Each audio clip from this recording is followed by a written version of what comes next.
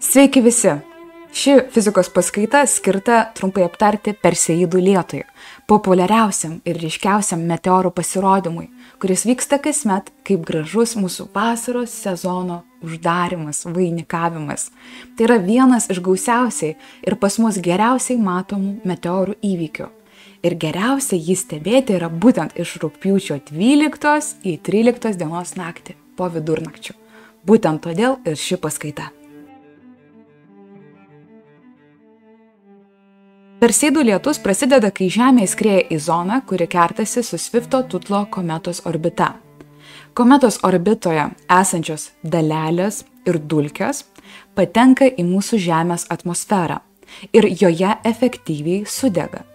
Perseidų lietumi šis reiškinys yra vadinamas dėl to, nes stebint iš Žemės mums atrodo, kad jis atkeliauja iš Persėjo žvaigždyno.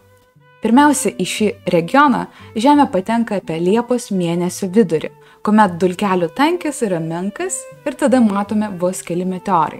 Bet pats intensyviausias srautas yra pasiekiamas rugpjūčio 12-13 dienomis, naktį.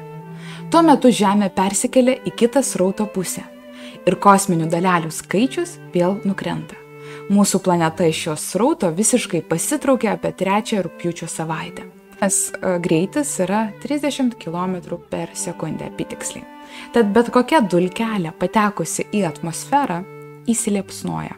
Ir tą liepsną mes ir matome.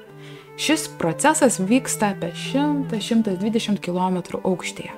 Prie Saulės priartėjusi kometa pradeda irti ir paskui ją tarsi traukinio dūmai atsiranda visokių dalelių srautas. Ir kai Žemė įskrieja į tą srautą, ten esančios dalelės rėžiasi į mūsų atmosferą, pradeda garoti, degti. Tada ir matomas vadinamasis meteorų lietus. Perseidų lietaus intensyvumas priklauso nuo keleto veiksmų. Šis reiškinys matomas yra visoje planetoje, mes nesam vieninteliai, taip, tačiau vos kelių valandų skirtumų skirtingose platumose matomas meteorų kiekis gali svyruoti nuo keleto iki kelių tūkstančių. Pavyzdžiui, mūsų molėtuose astronomai per valandą suskaičiuoja apie 70 perseidų. Tuo tarpu kažkur Filipinuose per valandą žmonės gali pamatyti net 5000. Reiškinio intensyvumas priklauso ir nuo atmosferą patenkančių dalelių kiekio, taip, tačiau kometų liekanos neišsidėsto tolygiai. Tai neretai pasitaiko ne dalelių juosta, bet ir atskiri debesis. Žemės patekimas į kometos likučius nėra tas pats, kas įbridimas tarsi į upę, taip kaip mes iš karto sušlampame. Ne, čia dalelių srautas nėra vientisas, kaip ir sakiau, skiriasi jo tankis. Tai reiškinys pats prasideda po truputį, kulminacija priklauso nuo to, ar mūsų planeta pataikys į tankiausią dalelių debesį. Pačią kometą atrado dar 1862 metais nepriklausomai Levisas Swiftas ir Horacijas Parnelis Tatlas. Šie meteorai krenta būtent iš Persėjo žvaigždyno. Meteorai krisdami Žemės link sužimba ir primena tarsi žvaigždes. Bet šio reiškinio negalima vaidinti žvaigždžių lietumi, tai atsiminkite, meteorai į pačią Žemę nenukrenta. Meteorų kritimas yra tarsi savotiškas įrodymas, kad mūsų kosmosas nėra tuščias. Tai yra kosmoso dulkelės. Ir geriausiai Perseidų lietų yra pamatyti būtent šią naktį, rugpjūčio 12-13 dienos naktį, po vidurnakčio. Kadangi Persėjo žvaigždynas yra kylantis, kuo aukščiau jis yra, tuo didesnė tikimybė pamatyti daugiau Perseidų. Jeigu jūs pažymėtumėt krytį, iš kur atskrieja visi Perseidai, atrodys, kad jie visi atlėkė iš Persėjo žvaigždyno, šalia žymiojo dvigubojo spėčiaus. Tad meteorų lietus yra pavadintas Persėjo žvaigždyno garbei. Mes sakome, kad nukrito meteoras. Turime omenyje danguje matomą žybtelėjimą. O jeigu sakome, kad nukrito meteoritas, mes kalbame apie ant Žemės nukritusi uolienos gabalą.